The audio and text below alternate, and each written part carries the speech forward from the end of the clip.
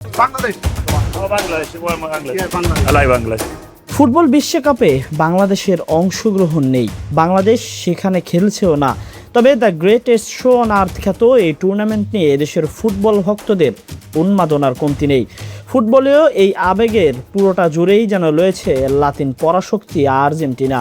Defending চ্যাম্পিয়নদের থেকে বাংলাদেশের দূরত্ব 1000 মাইল হলেও আর্জেন্টিনার বাইরে দলটির সবচেয়ে বড় সমর্থক গোষ্ঠী এই বাংলাদেশেই বসবাস করে।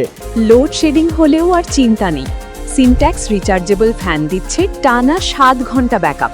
ডিজিটাল দুনিয়ার কল্যাণে বাংলাদেশি সমর্থকদের এই আকাশচুম্বী ভালোবাসার খবর এখন বিশ্ববাসী তো বটেই, খোদ লিওনেল মেসিরাও খুব ভালোভাবেই জানেন।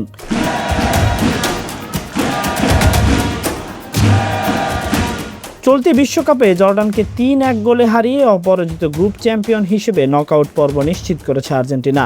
ডালাসের সেই ম্যাচ শেষে আর্জেন্টিনার বিশ্বকাপজয়ী গোলরক্ষক এমিলিয়ানো মার্তিনেজও জানিয়েছেন তিনি বাংলাদেশকে কতটা ভালোবাসেন।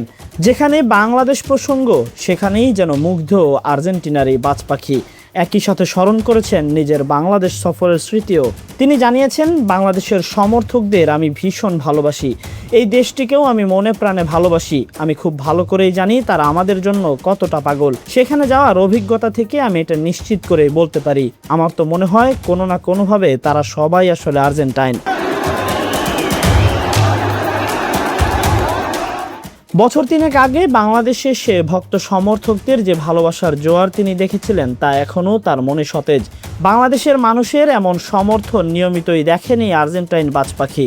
বাংলাদেশের মানুষকে হৃদয়ে জায়গা দিয়েও আরও একবার বুক ভরা ভালোবাসার কথা জানিয়ে দিলেন আর্জেন্টাইন গোলরক্ষক এমিলিয়ানো মার্তিনেজ। এবারের বিশ্বকাপে গোলবারের নিচে তার দায়িত্ব কতটুকু সেটা 2022 বিশ্বকাপেই তিনি প্রমাণ করেছেন। 2026-এ এসেও যেন দায়িত্ব থেকে সরে যাননি এই গোলরক্ষক। এবারের বিশ্বকাপে তার যাত্রা কতটুকু, দলের হয়ে কতটুকু অবদান রাখতে পারেন সেটাই দেখার অপেক্ষায় ফুটবল বিশ্ব। Tahsin Ahmed, BD archive.